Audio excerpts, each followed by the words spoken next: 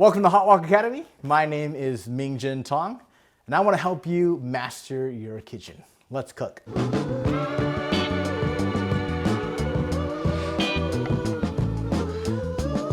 On Hot Wok Academy today, we are talking about dry pantry ingredients for dry storage in your kitchen. What do you need to have on hand in an Asian kitchen that you might use for any recipe? So this is what I normally have on hand. I am missing my dried shrimp. Couldn't find any, maybe supply chain, who knows?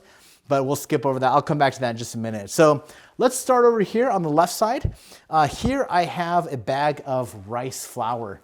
Now rice flour, this is actually just the regular rice flour. There's also glutinous rice flour, and that comes in the green bag.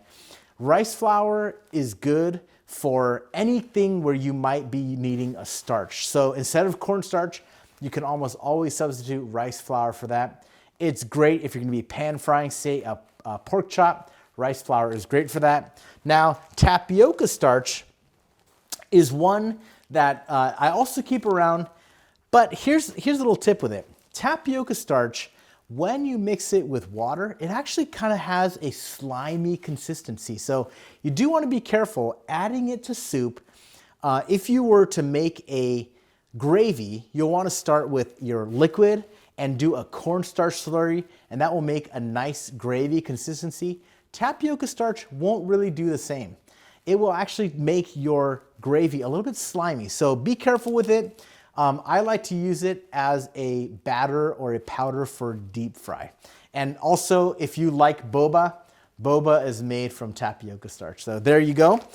Here we have our baking soda. Now this is just regular old baking soda, and baking soda is used especially in Chinese cooking for what we call velveting, or as a tenderizer for your meat. I'll definitely show you guys that sometime, but keep this on hand. Baking soda is a very important and really, really great ingredient for a lot of different things. Of course, table salt, and here we have, this is chicken bouillon. I just want to show you kind of the inside of this. And this chicken bouillon is not in cubes. This is granulated. And this stuff, it is just amazing. I kind of think of this as a secret weapon. Now, it contains MSG, and it has lots of different flavors. You can add it to all kinds of different things you're cooking, and it will instantly deepen the flavors that you're trying to produce, okay? This is bingtang in Chinese, lump candy. This is how we sweeten different dishes. It is in these big chunks, and this particular rock candy is great for any kind of a braise, any kind of a soup where you want to add sweetness. This is the way to go for that.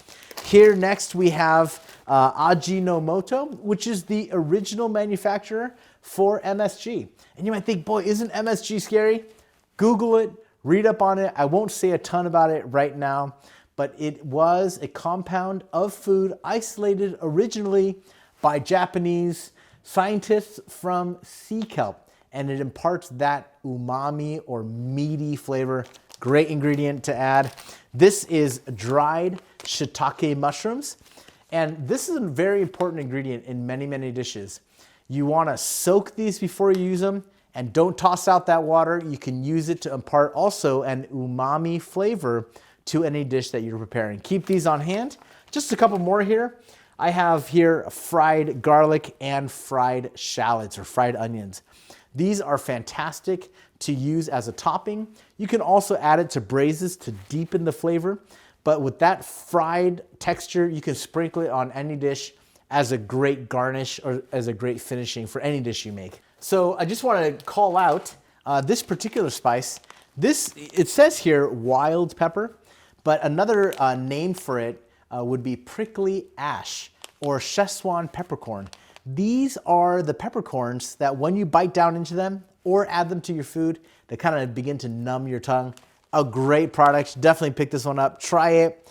Again, all of these ingredients, you should try raw first to understand how they taste. Maybe not the starches or baking soda, that tastes kind of gross, but you get my idea. And then lastly, it's very popular in Asian markets to have spice mixes. Now this one is not Chinese spice, But you can pick up Chinese 5-spice where it's pre-measured out, so you get the proportions right. Oftentimes, home cooks will use these, throw one of these into your braise or your soup, and it will work just fine. So again, this has been all of the dry ingredients that you want.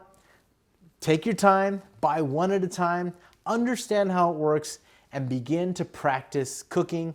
Get that understanding embedded and begin to grow your instincts as you develop your cooking skills.